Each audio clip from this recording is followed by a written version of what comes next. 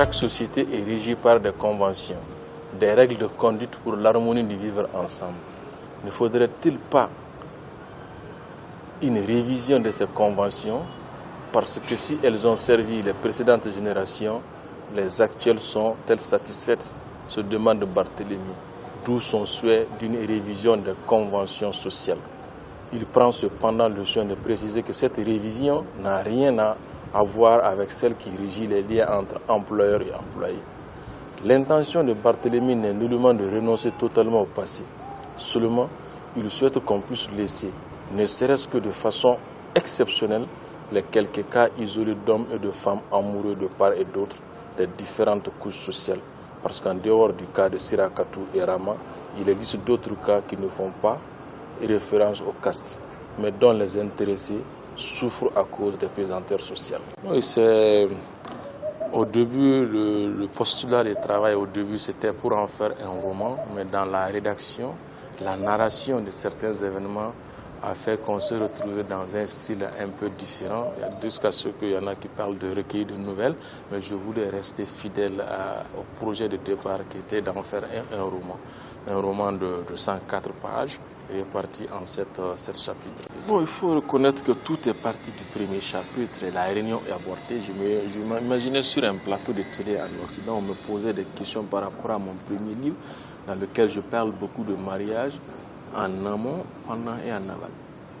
Je me disais que je suis en face d'un journaliste, un confrère qui me dit « Mais pourquoi vous ne parlez pas du mariage gay ?» J'ai dit « Mais dans mon pays, ce n'est pas un mariage qui est reconnu, le mariage qui est reconnu, c'est ce dont je parle. Et ce n'est pas à moi de parler à la place des homosexuels.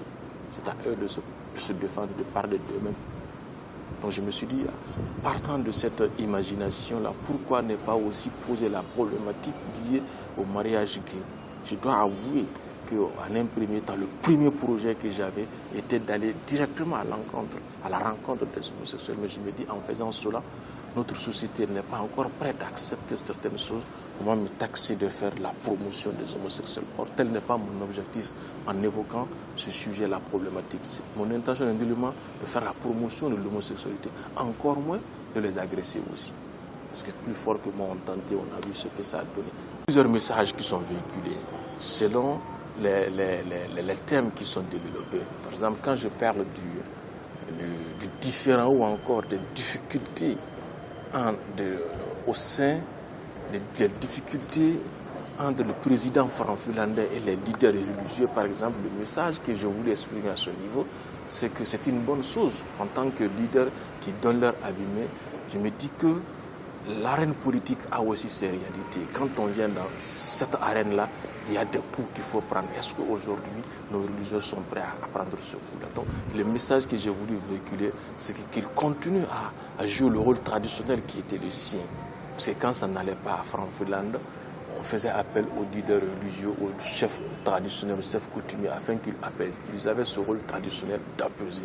Mais aujourd'hui, la plupart d'entre eux sont des acteurs politiques. Donc, ce serait très difficile aujourd'hui qu'ils puissent interpeller, qu'ils puissent appeler à l'apaisement.